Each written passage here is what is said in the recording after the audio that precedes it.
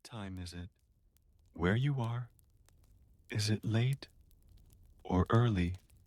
Are you lying still beneath a blanket, eyes half closed, listening for silence between your thoughts? Are the lights low, or is the room already dark? And wherever you are you warm? Because if you are, if there's even a thin layer of comfort draped over your body, then you already have more than most did in the dead heart of a medieval winter. This is not a story of kings, not a tale of war or politics or conquest. This is a memory of the cold, the kind of cold that seeped into your bones and waited. It waited all season. It didn't strike like fire. It didn't crash like a storm. It crept. It lingered. It pressed itself between the folds of wool and the cracks in the door, and it never left quietly. This is winter, as it truly was. Not white and glistening, not crisp and romantic, but long and hungry and brutal.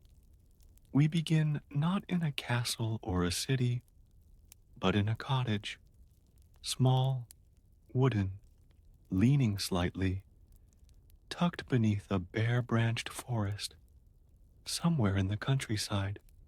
It is morning, or close enough. There's no clock, just a pale sky behind gray clouds. Inside, it is nearly as cold as out. There is a fire, but it's low. A few glowing coals remain from the night before, buried in ash to preserve their heat. A woman stirs them gently, eyes still heavy with sleep. Her breath fogs in the air. Her fingers are stiff. Her back aches. She pulls her shawl tighter, though it's thin. The children are still asleep, curled close together beneath straw and scraps of wool, their noses red, toes tucked under each other. The man of the house, her husband, has gone out already to fetch wood, or to check the animals, or simply to move, because moving is the only way to keep the cold from sinking in too deep.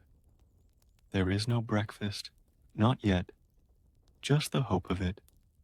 Maybe if the bread hasn't gone hard, maybe if the milk hasn't frozen, maybe if the fire holds long enough. Outside, the world is silent, the ground is hard, the air is sharp, everything is still. Even the birds have stopped singing. In the medieval world, winter didn't come with lights and carols and feasting. Not for most. It came with warnings.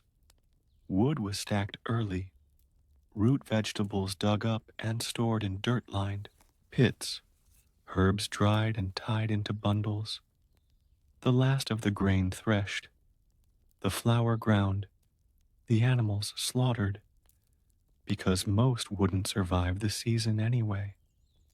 The pigs, the geese, sometimes even the dogs. Meat was salted, or smoked, or dried. Everything else was buried, or hidden, or simply hoped for, because by the time the frost set in, it was already too late to prepare. You survived on what you had, or you didn't. In villages, people huddled together, not out of warmth, but fear of hunger, fear of illness, fear of the long dark days when nothing grew and nothing could be done. The fields were empty, the market sparse, the ground too hard to dig, and so they waited. They sat by fires and told stories. They repaired tools, they patched clothes, and they ate less. Pottage was thinner in winter, bread was harder, ale was weaker, everything was stretched. What was once enough for a meal was now meant to last 3. You learned to chew slowly, to drink hot water with scraps, to close your eyes and pretend that spring was close, that meat would return, that the ache in your belly was just a passing thing. But winter didn't pass quickly. The sun rose late, set early, and did little while it lingered. Its light was pale, distant, weak. There was no heat in it, and night brought dangers. In the dark, the wind crept through thatched roofs and the gaps between stones. Rats came closer to the fire. Wolves came closer to the village. Even people, cold and desperate, knocked at doors they wouldn't approach in summer. The cold made everyone quiet. You spoke less. You moved less. You listened more. To the creak of the wood, to the sound of breath, to the fire slowly dying, and sleep was thin. You woke often, not from dreams, but from cold, from the numbness in your feet, from the weight of a body that needed warmth and had nowhere to find it. If you had a bed, it was shared. If you had a blanket, it was patched. If you had a fire, you guarded it like gold. And sometimes you had none of these. The poor, truly poor, slept in barns, in stables, beneath carts, in corners of the church. If they were lucky, children died. Old people disappeared quietly. Dogs curled up and never rose. And the snow kept falling, not in soft flakes, not in blankets, but in sheets and drifts that trapped doors and sealed windows and froze your boots in place. And still, life continued. Water was fetched from wells, sometimes frozen solid. Wood was chopped, though the hands that chopped it bled through their gloves. Food was cooked, though the pot took hours to boil. And sometimes there was joy, the sharpness of cold air in your lungs, the way frost painted the glass, the moment when the bread actually rose, when the stew didn't burn, when the neighbors shared their last onion, because even in the bitterest cold, people clung to one another. They didn't smile often, but when they did, it mattered. They didn't laugh loudly, but when they did, it warmed the room. And when someone brought news of spring, of trade, of meat, it felt like the sun. But those moments were rare. Mostly, there was the wait, and the worry, and the work of simply getting through the day. And so, the weeks passed, slowly, quietly, brutally.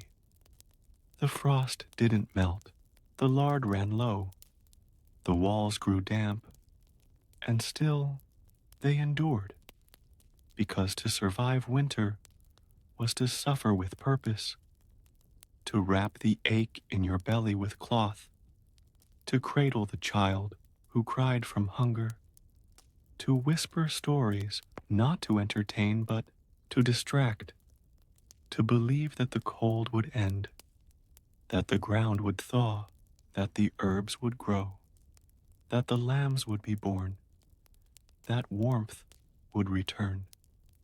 because in the medieval world it always did, but never before. It reminded you again and again that you were small, that you were soft, that the world beneath its beauty was colder than you imagined, and that survival was not guaranteed, only earned. A cloister buried under snow. It is morning again, though you wouldn't know it from the light. The bell has rung for lauds. The brothers rise in silence. Their breath mists in the cold. Their robes are thin. Their shoes stiff with frost. They do not speak. They do not ask. They step into the chapel, one by one. The stone floor is colder than the wind, and they kneel. They kneel for prayer, not warmth. There is no fire here, not in this room. To warm the soul, they say, is enough. And so they shiver, and pray, and wait for the psalms to end. Outside, the snow has drifted past the sill. It covers everything. The garden is gone. The path is gone. Only the tops of gravestones remain. The cold doesn't stop at the monastery walls. It presses against the glass, finds the cracks, slips in between pages of scripture and folds of cloth, and the brothers feel it. They feel it, even when they don't speak of it. Later, they will work. They will chop wood, carry water, feed animals. Their hands will go numb. Their cheeks will crack. Their legs will bleed from the bite of wind. And still, they will say their prayers. They will eat in silence. They will chew hard bread dipped in thin broth, maybe cabbage, maybe onions. They will eat fast and alone in their thoughts. The fire in the refectory will be weak, just enough to keep the pots warm. There is no indulgence here, not in winter, not ever. But this isn't just the story of monks, because every house, every family, every soul in the medieval world faced the same truth. Firewood was never enough. Not for the whole winter, not for everyone. You gathered in autumn. You chopped and stacked. You counted cords. You measured bundles. You kept it dry, covered, hidden, and still it dwindled. Some burned peat, or dried dung, or straw twisted into thick braids. Others burned furniture, or doors, or carts no longer worth saving. Anything to chase the cold from the walls, to bring heat to the broth, to make the air a little softer. But most of the time, the fire was small, a glow, not a blaze, a flicker, not a flame. People sat close to it, wrapped in cloaks and old wool and straw-stuffed slippers, and they waited for morning, for night, for spring. The day passed slowly, the light never strong. The smoke hung low in the rafters. You coughed, you blinked, you stirred the pot, and you listened to the creak of timber, to the wind through the thatch, to the mice nesting in the walls. And then the evening came. The fire was banked. The room grew colder. The bodies huddled closer, and sleep was shallow, the kind of sleep that doesn't heal, the kind that watches, the kind that waits for the cold to break through the blanket, because it always did. even under the best wool, even next to someone warm. The cold found you in your toes, in your fingertips, behind your teeth, in your dreams. It whispered reminders that your fire was low, that your food was thinning, that the days were not yet growing longer, and in some homes, the cold won. Some didn't wake. Old men, sick children, wives in childbed, they simply stopped breathing, and the family wept, quietly, slowly, because there was no strength for more, because tears felt like ice on the skin, and because the world outside didn't stop. There was still snow to clear, wood to carry, water to fetch, animals to feed, because livestock mattered in winter more than ever.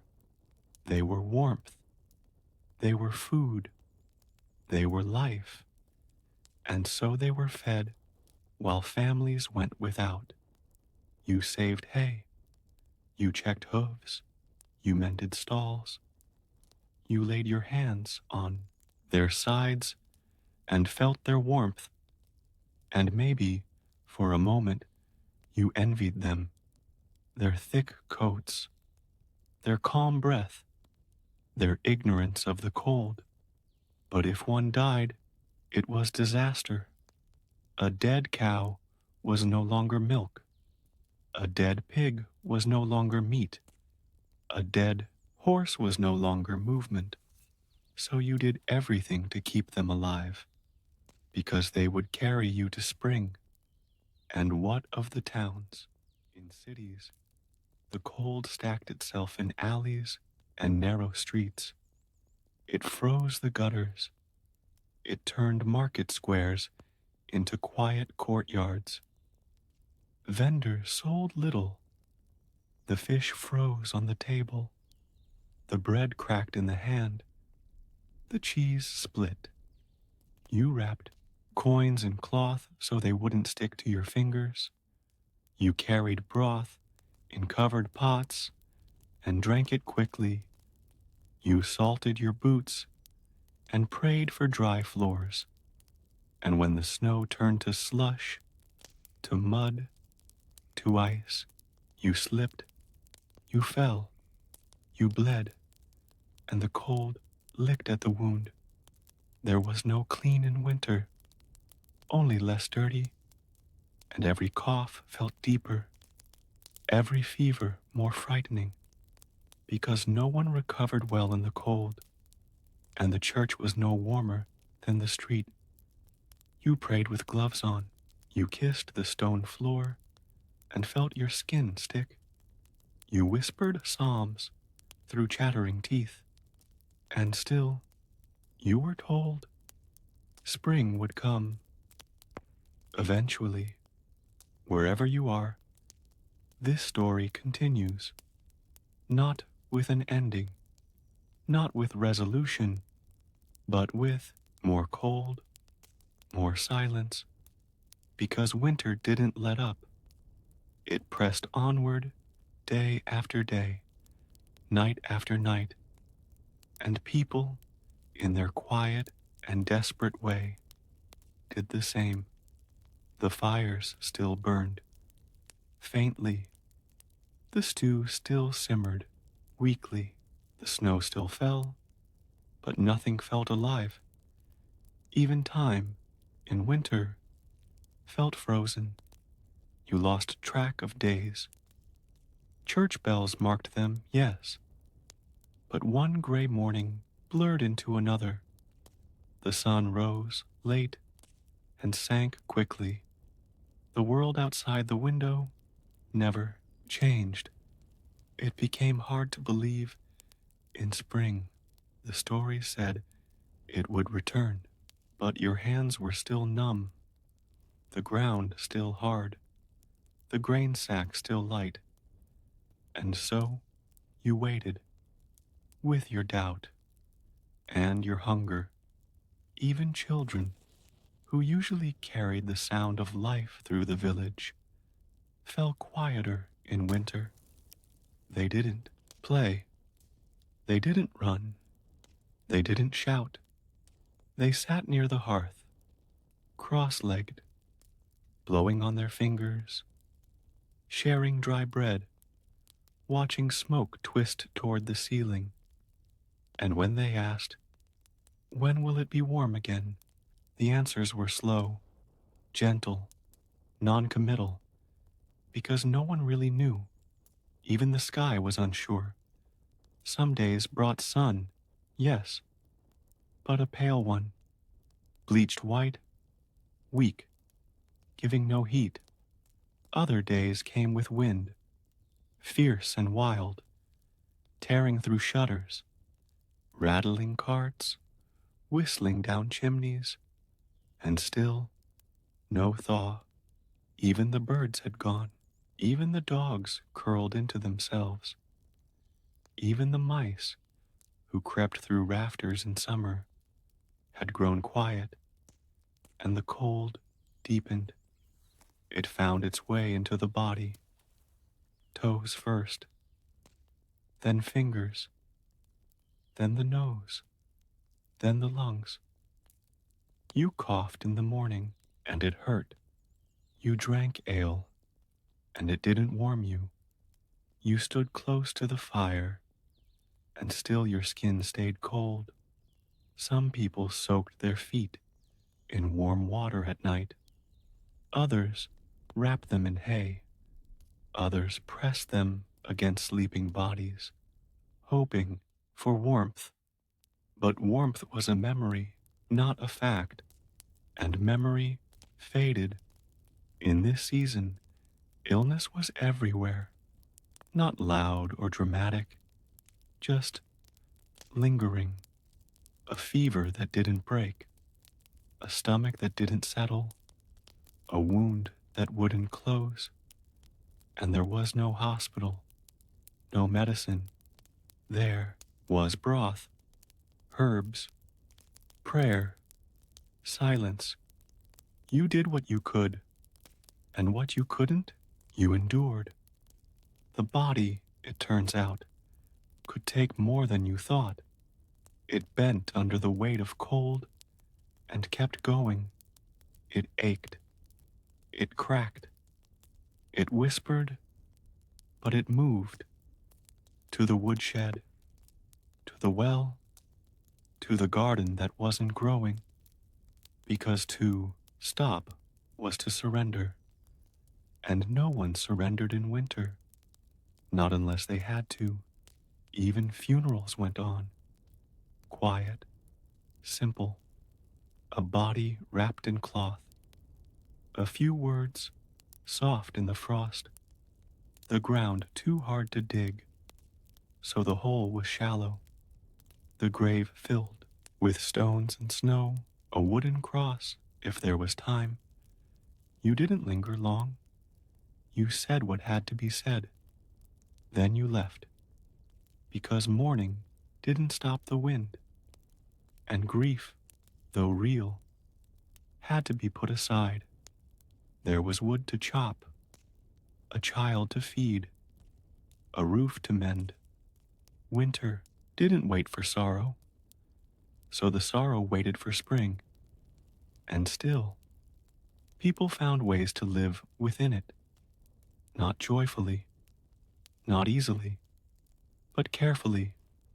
They built routines, waking, fire tending, soup stirring, wool mending. They counted their stores, slowly, hopefully. They watched the frost for signs of melting, watched the trees for signs of bud, watched the sky for something, anything, different. And in the evenings, when there was nothing left to do, they spoke, not loudly, but in soft voices. They told stories, stories of other winters, of colder ones, of the year the river froze thick enough to walk across, of the time a merchant arrived with oranges, and the whole town came to see, of miracles and near miracles, of the year when the hens laid again in February, of the time the frost killed all the weeds but spared the barley, of the time old Marga, 90 years and blind, made it through on nothing but dried apples and salted cabbage. They told these stories slowly, and they listened carefully, because stories in winter are not just words, they are fuel, a different kind of warmth. They fill the space between hunger and hope. And when the story ends, you don't feel full, but you feel less empty, and that's something. So they talked, and waited, and stitched another patch into the blanket, because winter was not something you conquered, it was something you lived through. One breath, one bowl, one day at a time.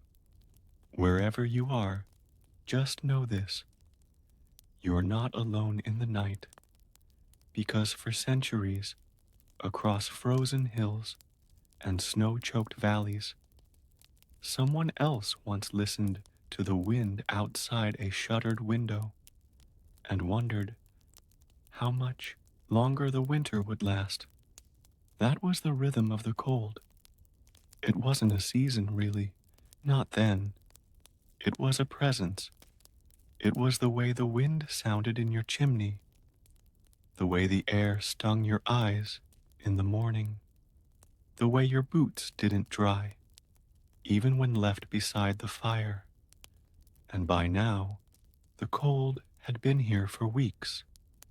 The days shorter, the nights longer, the food scarcer, the storage bins had grown lighter, the root cellar emptier, the barrel of salted fish half used, the brine thick with a layer of ice. The pottage was stretched thinner, the bread smaller. Meals were no longer eaten at mealtimes. They were eaten when you were brave enough to go out into the cold, to fetch water, to gather kindling, to light the coals. And when the food was finally hot, you didn't wait. You shared, you chewed, you sat in silence and breathed the steam from your bowl. And you didn't ask for seconds, because there were none. In cities, it wasn't much better. You might be closer to the baker or the brewer, yes, but you were also closer to sickness, to sewage, to crowds that coughed and sneezed and shivered their way through the alleys. The snow in the streets turned gray, then brown, then hard. Children slipped, horses stumbled, carts froze in place, and still people walked to work, to prayer, to beg. Some found warmth in inns or churches, but not all. The poor, truly poor, slept in doorways, under carts, beside bakeries, where the heat of the oven sometimes drifted through the wall. In the mornings, not all of them rose. The city didn't pause for them. It didn't weep. It just moved on, because everyone was cold. Everyone was hungry, and there was no room for grief in a winter that hadn't ended yet. Even animals, the ones that survived, suffered. The cows, huddled in barns, their milk slowed. The hens stopped laying. The sheep grew thin. You fed them as long as you could. Then you rationed. Then you hoped, because they were not pets. They were your spring, they were butter, and eggs, and wool, and meat, and you watched them shiver, and you whispered soft words, and you prayed they would last, because when the animals died in winter, they didn't rot, they froze. You found them stiff, still standing, eyes wide open, and then you had to choose, eat them now, or try to save their meat for later, because once it was gone, and the cold was still here. Even the tools of survival, the objects you trusted, turned against you. The axe cracked in the frost, the water bucket split, the door swelled in its frame and wouldn't close. Your cloak stiffened with frost, your shoes froze into shape, and your fingers were always cold. You learned to work without them, to chop, to sew, to carry, numb, slow, silent, because complaining changed nothing, and stopping was worse. The cold also did something to the mind, not all at once, but slowly, gently, without warning. You forgot things. You left tools outside. You boiled water twice. You stared into the fire and lost time. You drifted.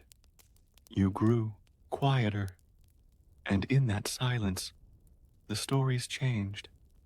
Not the ones spoken aloud, but the ones told in private.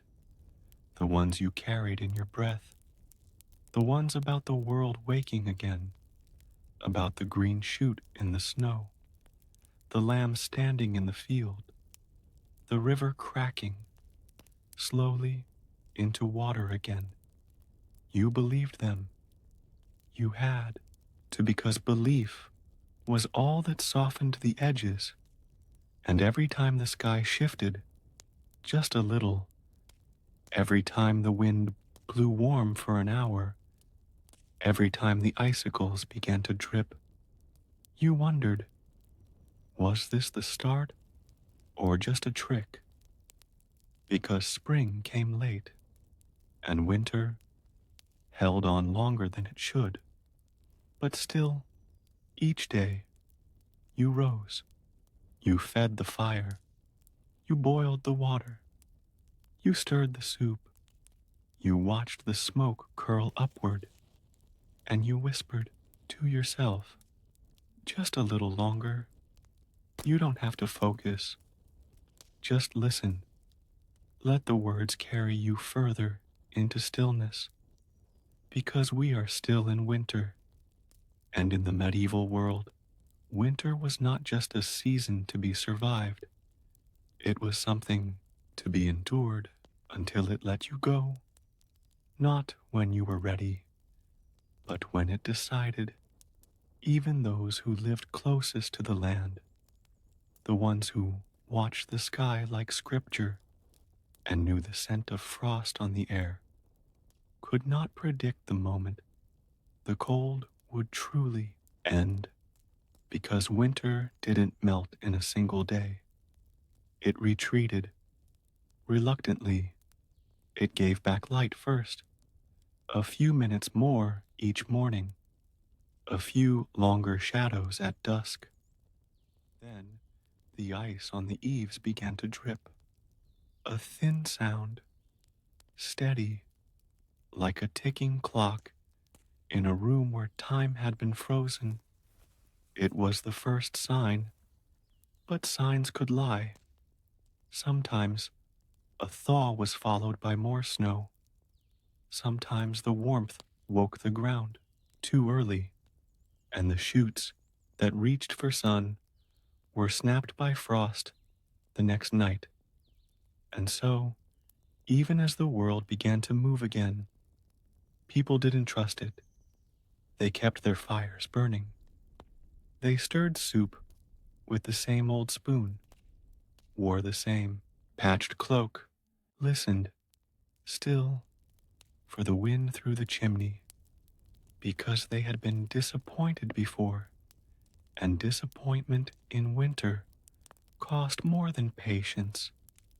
It cost your strength, your spirit, sometimes your life. So you moved carefully, stepped lightly, and waited. By now, the stores were low, the root cellar nearly empty, the dried meats brittle with age, the cheese softening around the edges, the last onion sprouting green tendrils, the grain flour dusted with the beginnings of mold. You picked through what remained, chose wisely, used everything, even the peel, even the bone, even the water from the pot that once held stew. Nothing was wasted, not after months like these. And still, mouths needed feeding, especially the children. They had grown thin, their knees sharp, their cheeks pale. Their energy came in bursts, brief, bright, and faded fast. You gave them the crusts, the last egg, the thicker end of the broth, because they would carry spring. Not you. You knew that. And so you smiled, not to deceive them, but to protect them from fear, from knowledge, from the realization that sometimes there simply wasn't enough. But children aren't easily fooled. They saw how slowly you moved. They noticed the sound your cough made at night. They heard the grown-ups whisper. Still, they played when they could, scratching circles into frozen mud, building small towers from melted snow, blowing into their cupped hands to see the cloud of breath. It wasn't much, but it was theirs, and it gave shape to the day, just as the rituals of survival gave shape to the adult's time. You rose, you checked the fire, you made a list in your mind: wood, water, food, warmth, and then you worked, not quickly, not frantically, but with the patience of someone who has endured long nights and longer silences. You patched a hole in the wall with clay. You swept the floor to keep the mice away. You turned the last cabbage so it wouldn't rot on one side.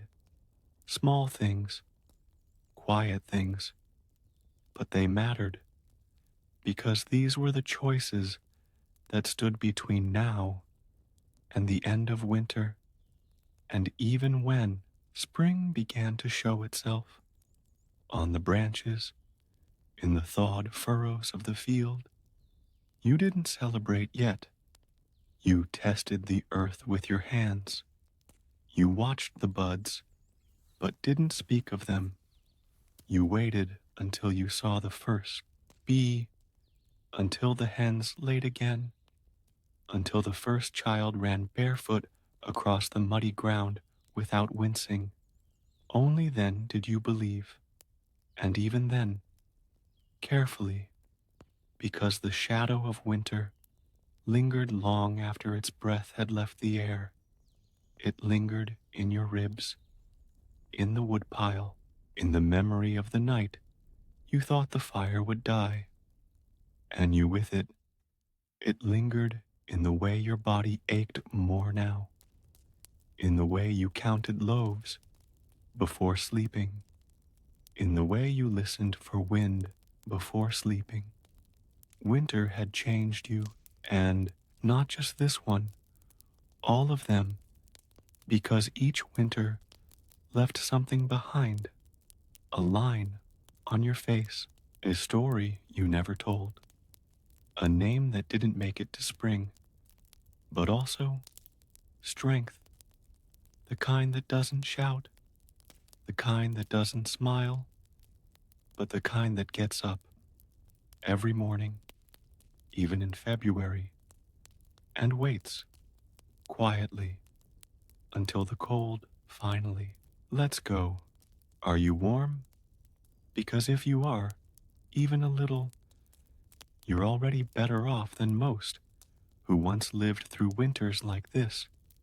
This part of the story begins not in a house or a monastery, but in the forest, not the forest of stories, of bandits and witches and wolves, but the real forest, dark, damp, wind-racked. In winter, the forest was no refuge. It was a necessity, a risk, a task. You went because you had to, for wood, for food, for herbs, maybe, and you went early because the light didn't last long, and you didn't want to be there after dusk. The paths were slick with ice, ruts hidden beneath a thin layer of snow. Your boots sank, your legs ached, your fingers curled into your sleeves. You pulled branches, dragged logs, broke sticks with your knee. And all the while, the cold whispered through the trees, the kind of cold that didn't shout, it just followed you, pressed against your spine, listened to your breath. Sometimes you went alone, sometimes with a brother or a cousin, but always you moved quickly because the forest did have wolves, and sometimes men who were hungrier than wolves. So you worked fast, and you didn't stray from the path, and you kept your axe close. You returned with as much as you could carry, arms full, clothes damp, skin raw, and that pile of wood, that precious stack, it bought you another day of warmth, or maybe just another night. Wood was more than fuel. It was comfort. It was safety. It was control. In a season where you had so little, and still, the stack always shrank faster than you hoped, because the fire needed feeding. Always, even when the pot was empty, even when the people around it were asleep, even when you could barely lift the next log, you fed the fire like it was a child, because without it, there was nothing, no light, no heat, no hope. And yet, the fire could betray you. Too much wood, you wasted it. Too little, the flames vanished. A wrong move, and the chimney caught, or a stray coal burned a hole through your floor, or your blanket.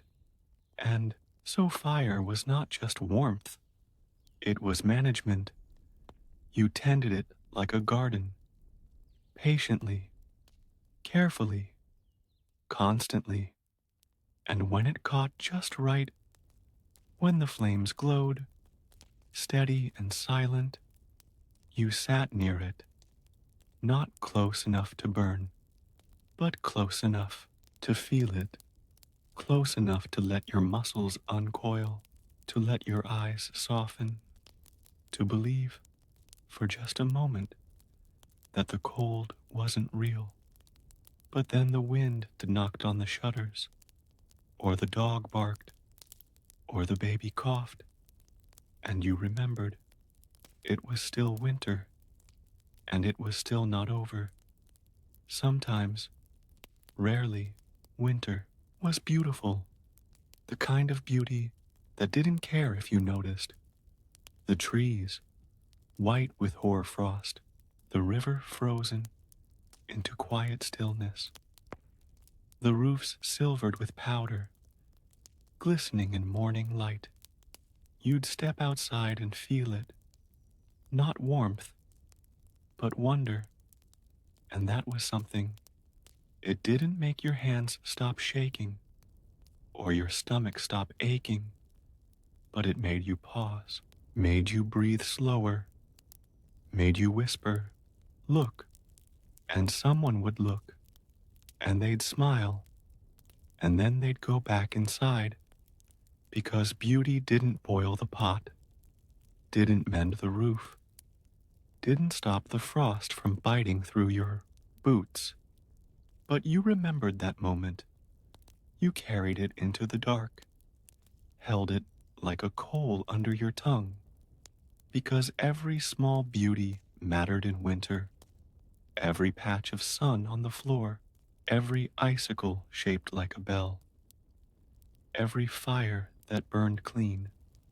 It didn't make the season shorter, but it made it just slightly less long, and that was enough. Breathe softly, let your limbs grow heavier, because the story isn't done. Not yet. We're still in winter, and this time we're walking not through the forest, not through the fields, but through the market. A winter market was nothing like the ones you might imagine today. There were no bright tents, no sweet cider or warm pastries, no smiling merchants wrapped in cheerful scarves. There was cold and stone and silence. The stalls were bare-boned. The cloth that usually fluttered in the breeze now hung stiff, damp, with frost. The tables were warped and cracked from the cold, the baskets beneath them mostly empty, and yet people came because they had to, not to shop, but to survive.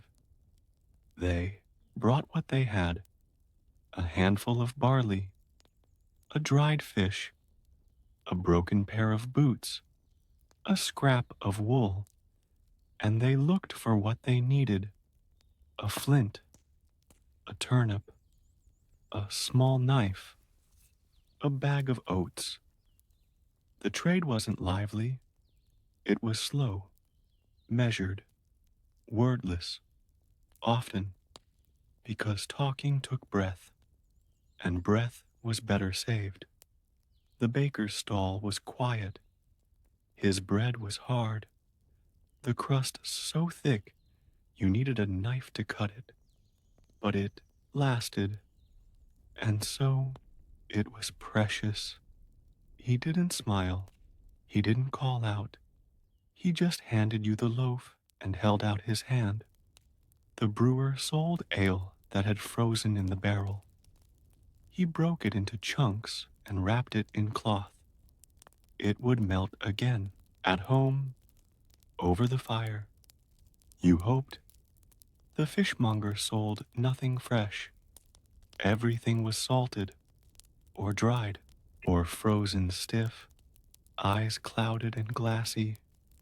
But people still bought, because the market was one of the few places where food and heat still changed hands. And if you were lucky, someone shared news of a merchant arriving soon, of a nobleman giving out soup, of a traveler who saw grass under the snow farther south. It was mostly hearsay, but in winter, hearsay is hope, and hope was worth more than coin.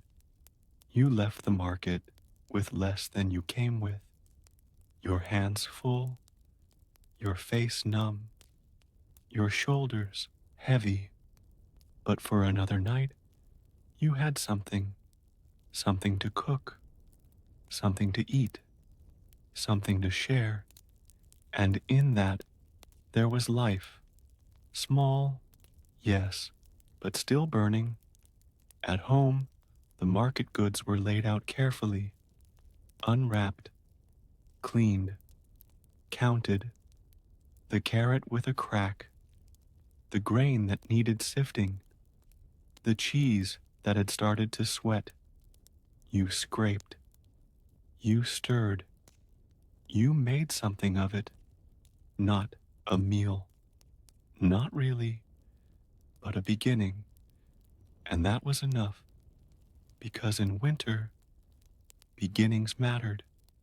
They reminded you that endings didn't always come first. Not every day ended in loss. Not every night ended in hunger. Not every pot was empty. And so you turned the spoon in your hand. You tasted the broth. You salted it gently. And you ate, slowly, gratefully, together. Because no one ate alone in winter. And if someone did, you knew they were close to breaking. Because food wasn't just nourishment, it was connection. You passed the ladle. You tore the bread.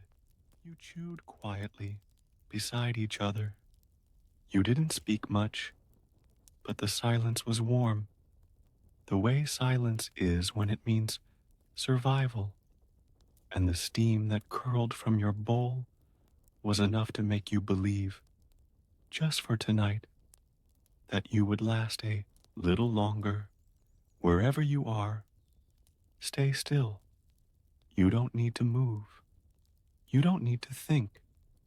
Just follow the breath of this story as we stay still in the long winter, because winter didn't just change your days.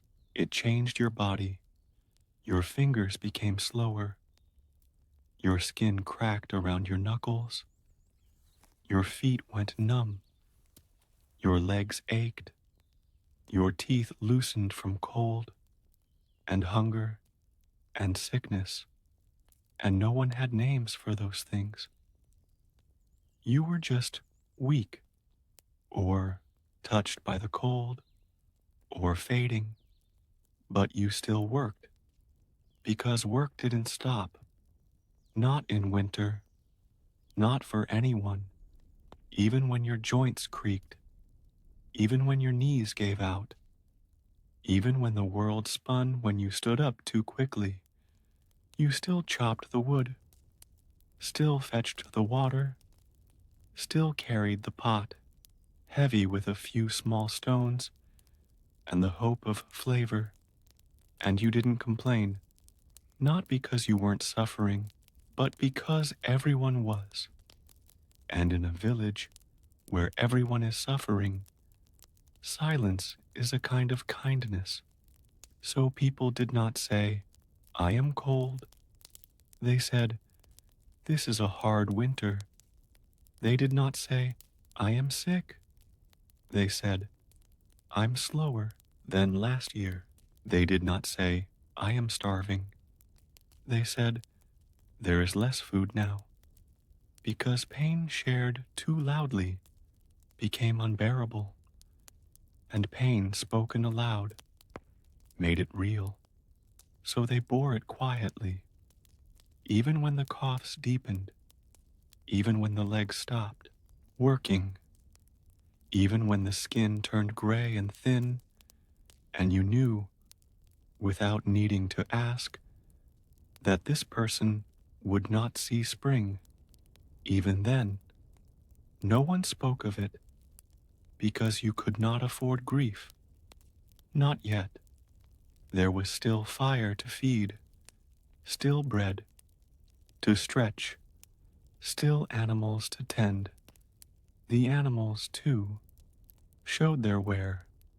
Cows with ribs like rafters, chickens quiet and thin, goats that no longer gave milk, dogs too weak to bark, horses whose hooves split on frozen paths, and you tended them anyway, not out of sentiment, out of necessity, because without them, spring would mean nothing.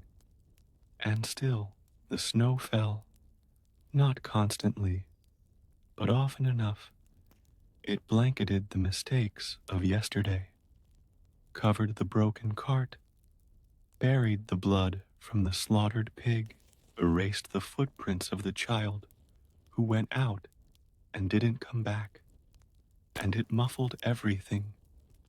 The world was made soft and white and silent, which only made the cold feel deeper, because beauty in winter was a kind of cruelty. It reminded you of what you couldn't have: a full belly, a warm room, a soft bed. Instead, you had frost blooming on your windows like flowers. You had icicles hanging like teeth from the eaves. You had stars, too bright, too far, too silent, and you had waiting, always waiting. You waited for signs: a change in the wind, a patch of earth uncovered, the sound of dripping water from the corner of the roof. You waited for mud. Yes, mud, because mud meant thaw. Mud meant life, returning to the soil. It meant planting would begin. It meant lambs might survive. It meant water would flow again. So you watched the snow melt into mud with reverence, not disgust, because in the medieval world, mud was mercy, and as the days lengthened by heartbeats, people dared to move more. They stepped outside more often. They stood longer near the door. They turned their faces toward the sun, even when it barely warmed their skin. And they began, slowly, to hope again, not loudly, not all at once, but in little things. One extra log on the fire, one handful of grain saved instead of eaten, one child who laughed again. They hoped, because that's what winter taught you in the end. Not just how to suffer, but how to endure suffering without losing yourself. Wherever you are, you're still safe, still wrapped in this slow story, still walking through winter. By now, the people in our story have made it deep into the season, past the first snowfall, past the last onion, past the point where most hopes had grown quiet. But there was one more challenge to face, one more burden that made medieval winters not only brutal, but dangerous in a way that lasted far beyond the frost. That burden was loneliness, not solitude, not quiet, but the kind of loneliness that only winter can bring, because winter kept people apart. Paths froze, rivers stopped, wagons were stored, horses grew thin and tired. Travel was dangerous, so you stayed close to your hearth, to your village, to the few people you saw every day, and everyone else faded. The cousin who lived one valley over, the trader who came with spices in the fall, the priest who visited from the abbey, even the neighbor whose laughter used to fill the common yard. They were still out there, but the cold built walls around every home, and when people are separated for long enough, they begin to vanish in each other's minds. Their voices dim, their stories stop, their names begin to feel like relics, even if they're only 2 miles away. That kind of isolation wears on the heart. You begin to feel small, forgotten, tucked away in a world no longer turning. And that feeling is its own kind of cold. So people found ways to reach across it. They sent messages, short, cautious, written with stiff fingers. They carved small gifts and left them in doorways. They stood on hills on clear days, looking toward the next village, just in case they saw smoke from someone else's chimney, because in the dark, even a wisp of smoke was a sign of life, and life needed signs. So they watched. They watched the sky for birds, watched the trees for bud, watched the wind for change, and in that watching, something stirred, not excitement, but readiness, a readiness to rejoin the world, to speak again, to open the shutters, to walk beyond the edge of the woods. And when the thaw began, that's exactly what they did.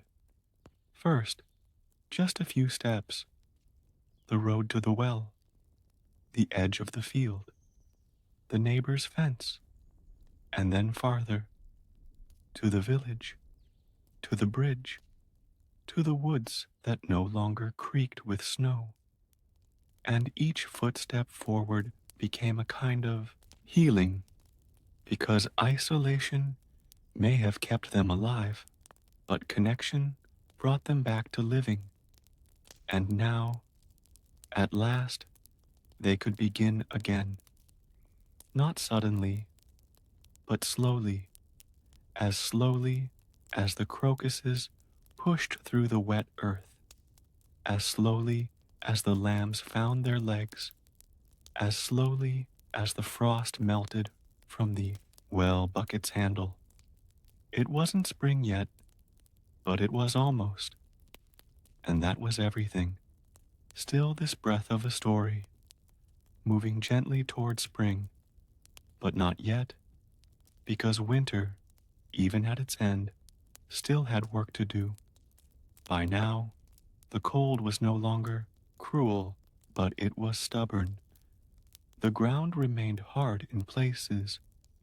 The air, though warmer, still stung in the mornings, and the snow lingered in corners, behind walls, in ditches, beneath trees. The light returned, but not the warmth. So people worked carefully.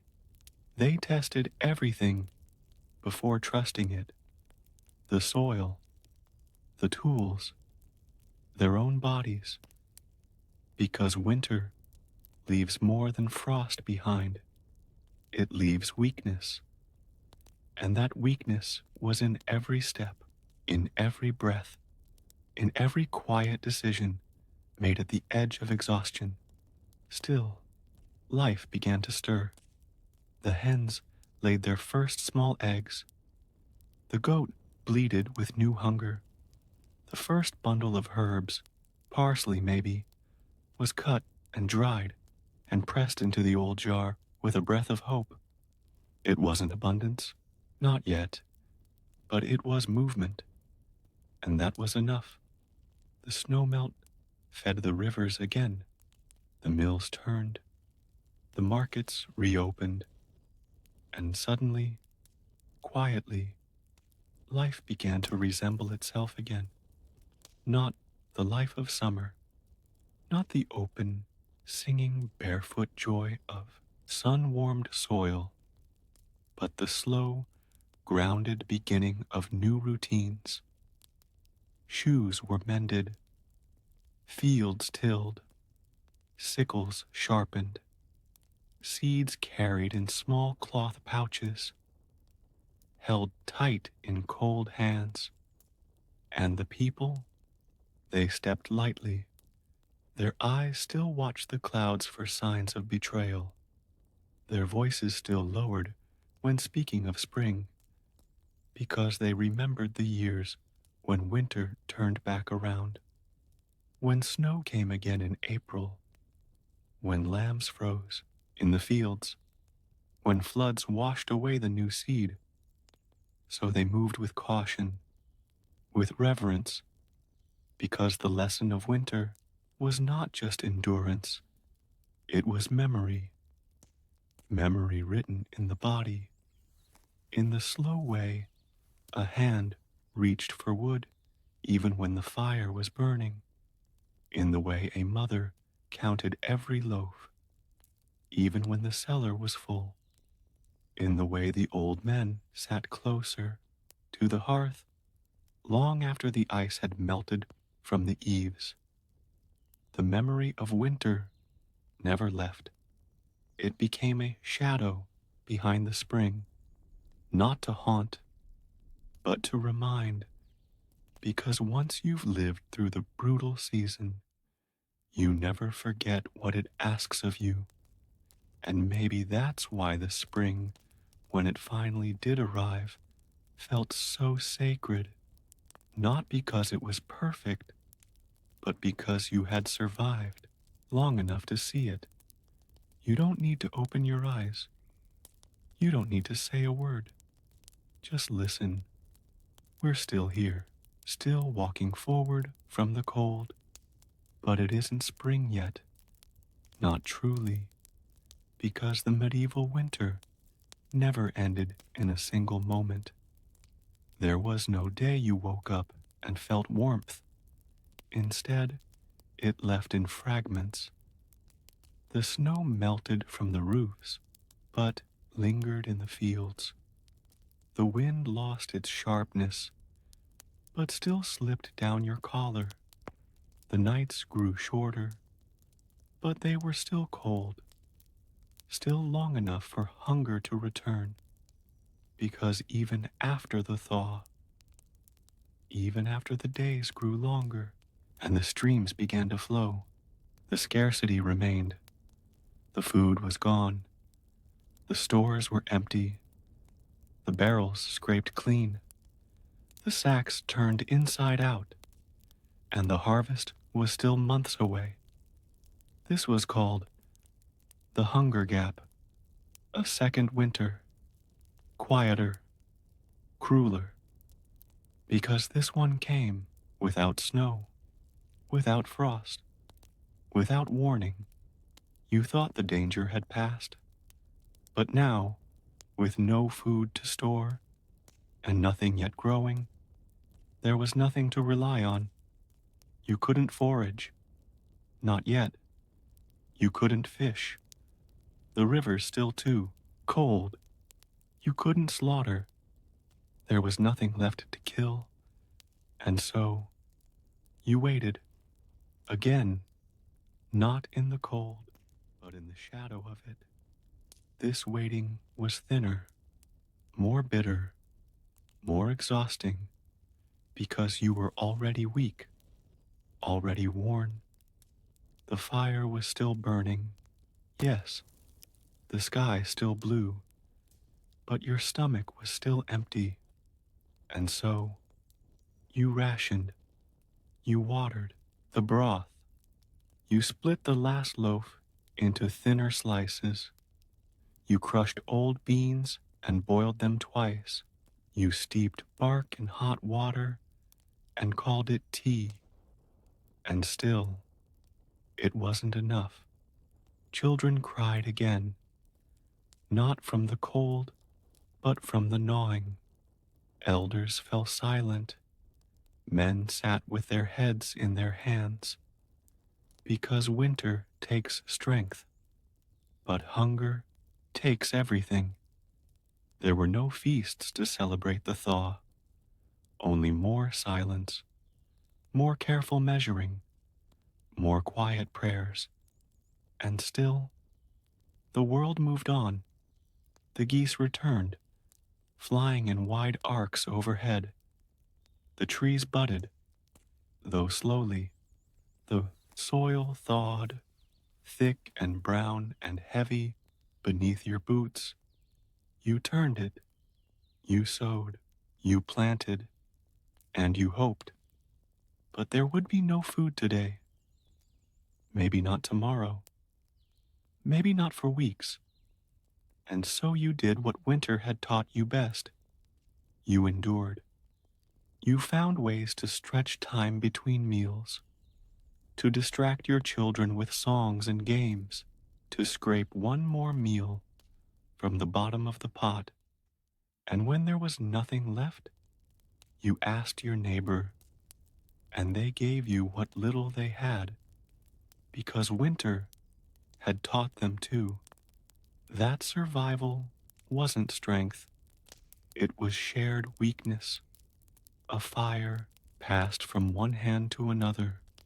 We're in the last edge of it now, that strange in between, where the air feels warmer, but the hunger deeper, where the sky is blue, but the fields are bare, where your hands are no longer numb, but still empty, because the final stretch of a medieval winter was not a celebration. It was a reckoning. The cold had done what it came to do. Now, it left you with a cost. You could see it in the faces of your neighbors, cheeks hollow, eyes dull, posture stooped, not from age, but wear.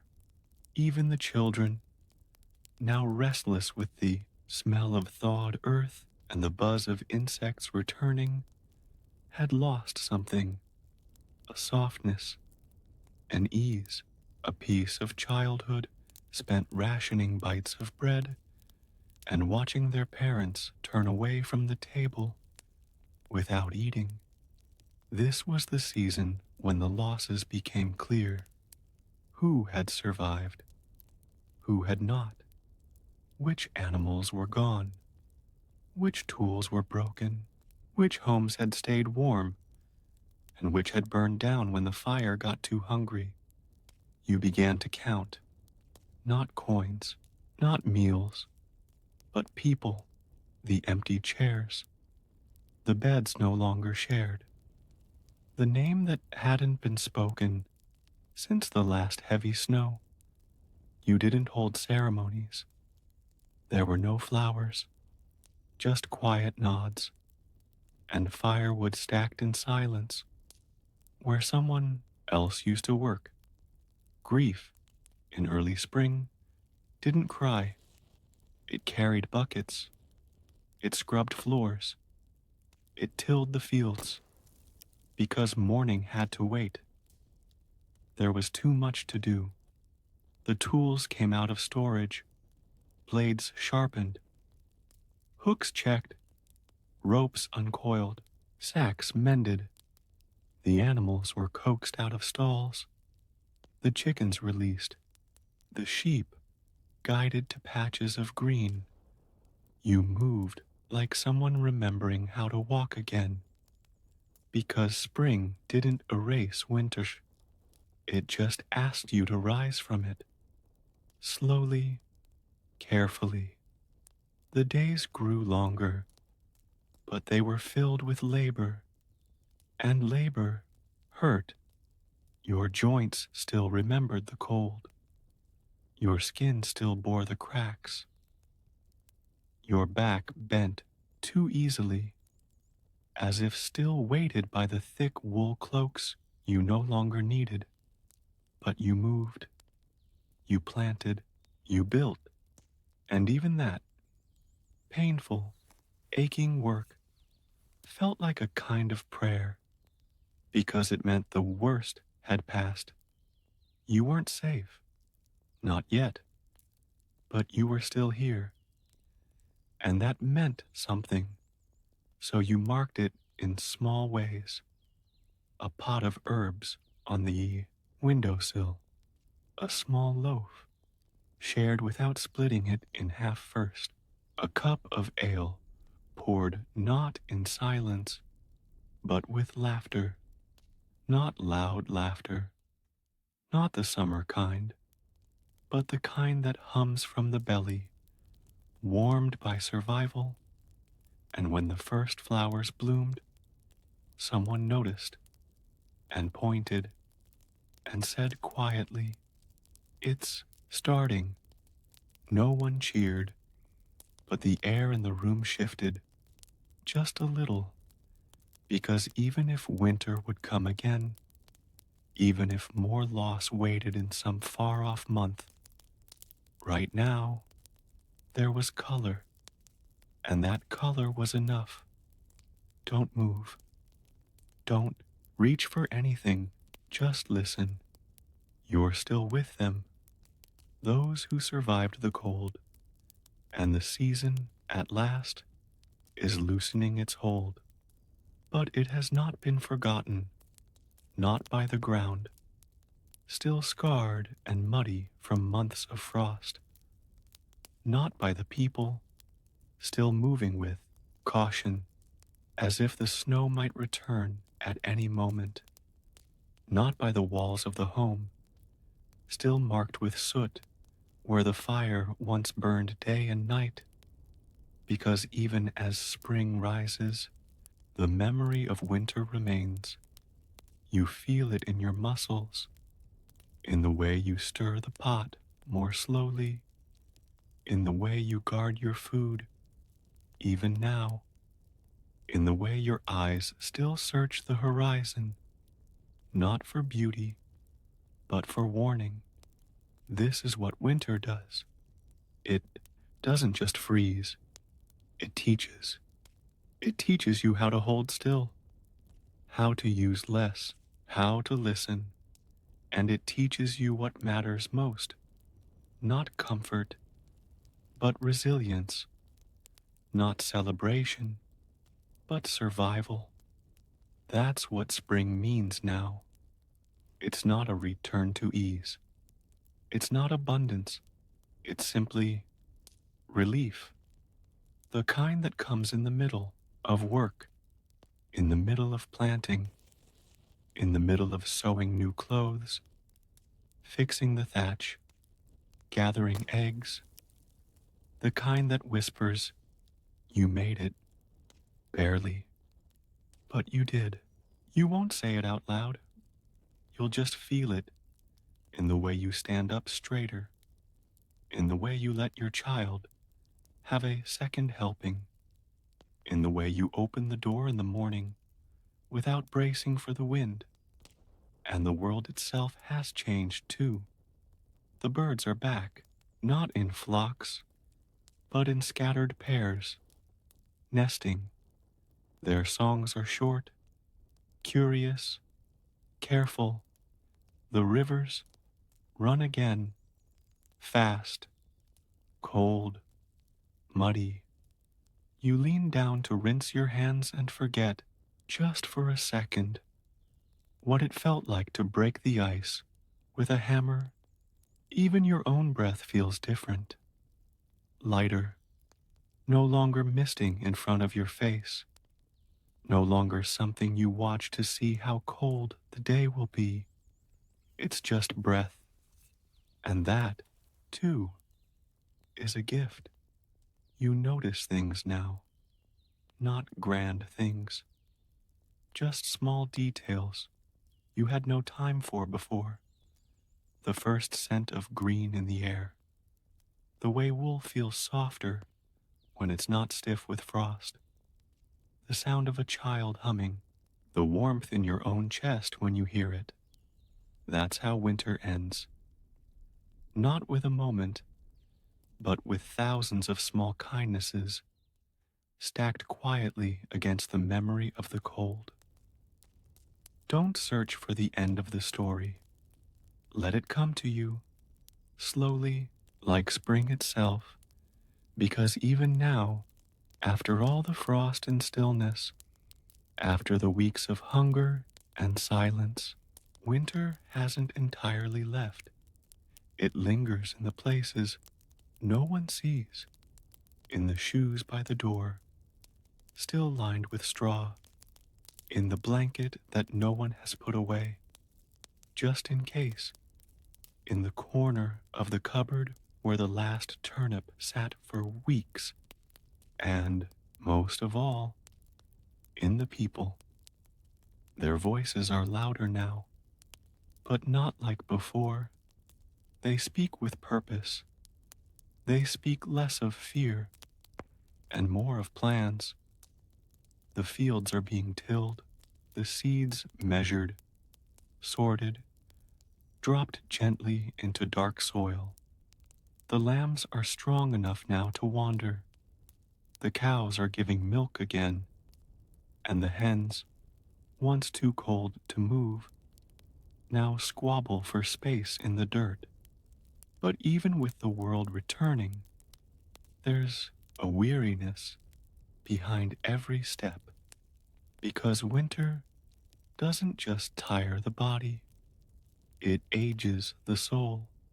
It makes the young feel older, and the old feel further from spring than ever. That's why people remember it so sharply, not just for what it took, but for what it revealed. Who helped, who hoarded, who cried when no one else would, who stayed quiet beside you even when they had nothing left to give. Winter peels everything back, what you're made of, what you're afraid of, what you carry into spring. It's not the scars that tell the story, it's how you move with them afterward. The baker still counts loaves with care. The blacksmith still checks the grain in every plank. The midwife still watches the sky before each journey, because no one trusts comfort just yet. It has to be earned back, slowly, cautiously, through one safe night, one quiet morning, one meal shared without saving a crust for later, and the fire, it still burns, not like before, desperate and devouring, but gently, controlled, a glow, not a blaze, the kind of warmth that says, you can rest now, just for tonight, because you've done enough. You endured the months when the light was thin and the sky too close, and now you're still here, not untouched, but unbroken. That's the true end of winter, not when the snow melts, but when you realize you survived it. Are you drifting gently, quietly? Don't move. There's nothing more you need to do. You've come this far through the story. Let the rest unfold slowly around you. No need to reach for it. We're still here, in the last breath of winter, and even though the frost has loosened, and the sun now lingers longer each evening, the memory of the cold still lingers. You see it, not in the snow, which is gone, but in the way the boots by the door are still dusted with ash, in the way your fingers still test the warmth of the cup before trusting it, in the way you pause, even now, before opening the door, because winter has left the room, yes, but it hasn't left your body, not fully. It lives there now, like a story you keep beneath your skin, a kind of private knowledge, not pain, not exactly, but weight, a weight that shapes the way you look at the world. And now, as spring rises in full, as the birds return in great ribbons across the sky, as the first wildflowers scatter color across the hills, you begin to notice something else. You've changed. You move more slowly now, not from weariness, but from awareness. You notice more, not just beauty, but smallness, the sound of a stream, the scent of clean earth, the way your own shadow falls across the soil as you plant. You notice every detail because you know what it means to have gone without.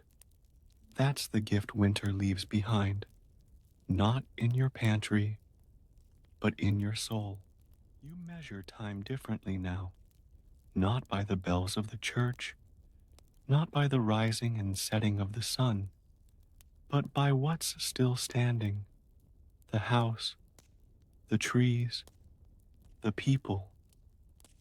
You take inventory, not of things, but of those who remain. The child who grew stronger despite the hunger, the old man who still hums when he sharpens his tools, the midwife whose voice, though hoarse, still fills the room with calm. These people are your harvest. Now, not the grain, not the meat, not the barrels or the cellars, them, because in winter you learned the truth. You are never alone, even when it feels like it. There's always someone else, just beyond the hedge, just past the trees, in another cottage, tending another fire, and they too are watching the sky, measuring the days, waiting for the thaw, and that waiting, shared, becomes something sacred. It becomes a kind of quiet communion. That's what winter taught you, more than anything, not just how to endure, but how to do it together. And now, when you walk through the market, past the stalls with radishes and fresh eggs and new bread, you don't see goods, you see gratitude. You see the baker, with flour still in his beard, smiling a little wider than last year. You see the boy from the next village, carrying a basket almost too big for him, and you remember how he wept through most of January. You see life, raw, uneven, still uncertain, but present. You carry the sack of potatoes home like treasure, because it is, not for what it's worth, but for what it means. That the cold has passed, that the soil has opened, that you can breathe again, and you can rest, not in fear of what's next, but in thanks for what is.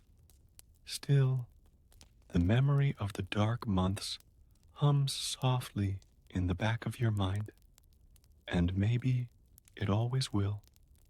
You remember the way the wind sounded through the shutter, the way the fire groaned when it was down to its last breath, the way the bread crumbled when it grew too old, the way silence filled a room when there was no more food left to mention. You don't forget those things. You carry them, like stones in your pocket, like threads woven into your sleeves.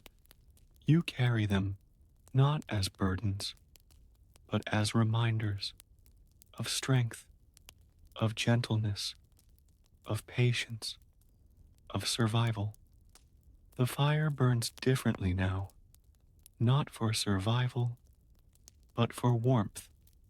You don't sit beside it with a blanket pulled to your chin. You sit beside it with a quiet smile, the kind that says, "We made it," and the kind that says, "Next time, we'll make it again," because winter will come back. It always does. The snow will fall again. The frost will cover the fields. The wind will whisper down the chimneys and shake the wooden beams, and you will gather, and you will prepare, and you will remember that you've already faced the longest night and lived. So now, when you look at the last patch of melting snow behind the barn, you do not fear it. You simply nod as if to say, "I see you, I remember you, but not today. Today, there is bread in the oven. Today, there is soup on the fire. Today, there is music somewhere in the distance, quiet, clumsy, real, And today, you will sleep, not from exhaustion, but from peace, because this time you survived the winter. Let the stillness stretch out around you like a quiet path you've walked for hours and still, somehow, are walking because the story hasn't stopped. It's only moving more slowly now. And just as the snow never melted in a single breath, neither does the memory of it. Even now, with the fields greening and the trees budding, there are moments when winter returns, not in the air, but in the mind, in the way you wake in the night and pull the blanket a little tighter, even though the wind is gone, in the way you count the loaves, even though the pantry is full, in the way your voice still drops to a whisper when you speak of the coldest days, because no one forgets the months when the world turned gray, when time itself seemed to freeze, when the heart beat slower, when silence had weight, and now, as the village stirs back to life, those memories don't vanish. They become rituals. You leave the blanket on the end of the bed, even in summer. You save the strongest log for the first frost. You teach the children not just how to plant, but how to store, how to salt, how to smoke, how to ration, not to frighten them, but to protect them, because winter doesn't just shape the body, it shapes the future, and that future begins in spring. It starts with planting, not the celebration of it, the weight of it. You kneel in soil, still wet with melt.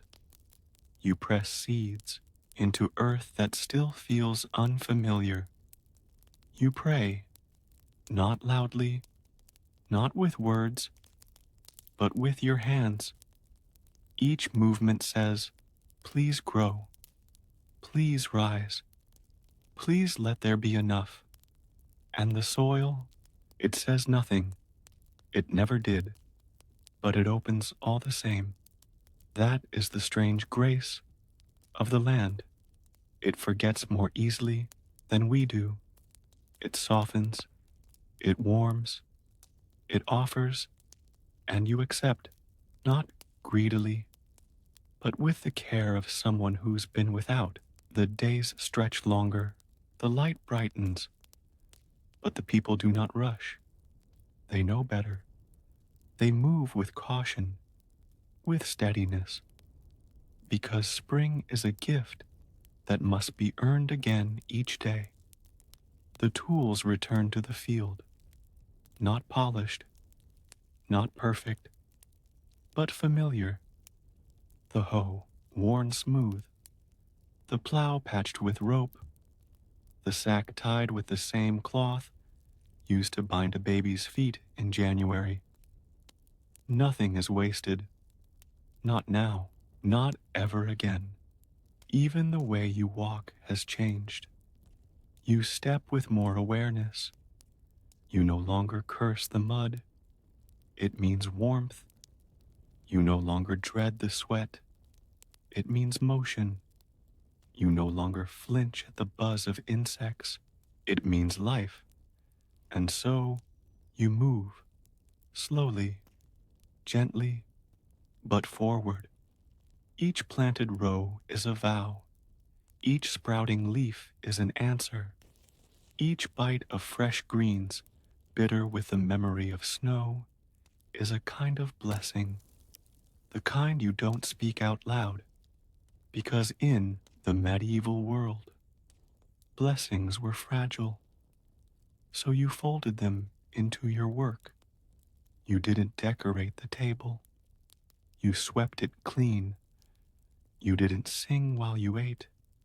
You listened to the spoon, to the chewing, to the silence of full mouths, and afterward, you sat together. No one said the words, "We made it," but you could see it in the faces, in the hands that didn't tremble, in the fire that burned not out of necessity, but habit. The community, too, began to stretch. People walked farther, visited more often, exchanged goods, shared stories. There were tales of new lambs and warm rains, of a cousin who survived the winter in the next village, of the woman who gave birth by candlelight during a blizzard, and both mother and child lived. These weren't stories of triumph, they were testimonies, proof that suffering was not the whole story, that something had survived, not in spite of winter, but because of it, because cold does not only break, it sharpens, it strips away the excess, it shows you what can't be lost, it leaves behind only what matters, and as the sun climbs higher in the sky, the people begin to see themselves again, not as victims of the season, but as witnesses to it, and they remember not just what hurt, but what held, the neighbor who offered salt, the old woman who never let the fire die, the child who told stories to keep the others from crying, the priest who gave up his bread, the stranger who knocked and was let in. You remember all of it, because these, too, are part of the winter, the parts that didn't freeze, the parts that made it through. You carry them with you now, not heavy, but woven into your every step, like threads in your coat, invisible but present. They guide your hands when you cook, they shape your prayers before bed, they steady you when the wind rises again next year, because it will rise. The frost will return, the days will shorten once more, but you will not meet it the same. You will not flinch. You will not be surprised. You will not face it alone, because now the village knows, the fire tenders, the bread stretchers, the snow watchers. They've all learned, and they will pass it on to the next cold season, to the next quiet morning, to the next child born in a snowstorm. And that, too, is survival. Not the breath, but the passing on, the memory that does not break even when the body does. So now, with the fields full, and the sun strong, and the barn stocked once more, you rest, not deeply, not yet, but with peace. And when you sit at the edge of the field, hands still dusty from planting, you close your eyes, and you don't see snow. You see a room, a fire, a bowl passed from hand to hand, a song hummed low in the dark, a life held gently through the coldest months, and you exhale because the cold is gone and you are still here, wherever you are. This is the end of the story, not a finish, not a line drawn, but a gentle settling, like the final snow of the year, light, slow, unnoticed until it's gone, because there's nothing left to survive now. The fields are full, the fire is quiet, and the hands that once trembled with cold now move with steady rhythm. You've come through it, and what's left isn't relief or triumph. It's something quieter, understanding, because after everything winter took from you and everything it left behind, you are still here. And here doesn't mean perfect, it means present, still breathing, still listening, still holding the memory of those long, gray months in the way you stir the soup, in the way you mend the roof before the rain comes, in the way you greet the wind when it returns. You no longer flinch when the cold brushes your cheek. You nod to it because it taught you more than warmth ever could. It taught you stillness, discipline, patience, but it also taught you mercy, the quiet kind, the kind that sits beside someone and says nothing, the kind that gives a second crust of bread, even when you need it yourself, the kind that builds strength without ever needing to say the word, because real strength doesn't announce itself, it waits, and now, so do you. You've learned to wait for the soil to dry, for the fire to settle, for the birds to return, for the world to soften. That's what winter gives you, in the end. Not joy, not peace, but readiness.